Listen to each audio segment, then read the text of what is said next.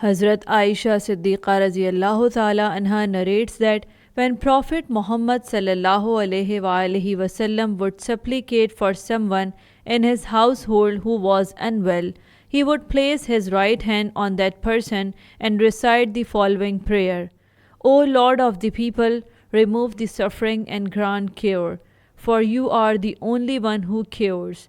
There is no cure except your cure, a cure that leaves no illness.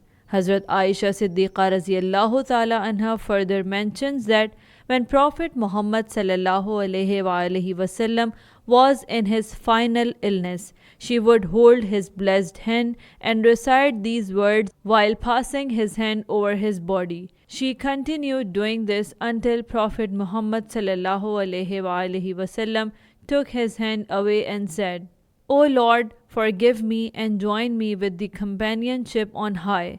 This was the last statement of the Prophet Muhammad sallallahu alaihi wasallam that she heard. Musnad Ahmad, Hadith number 23096.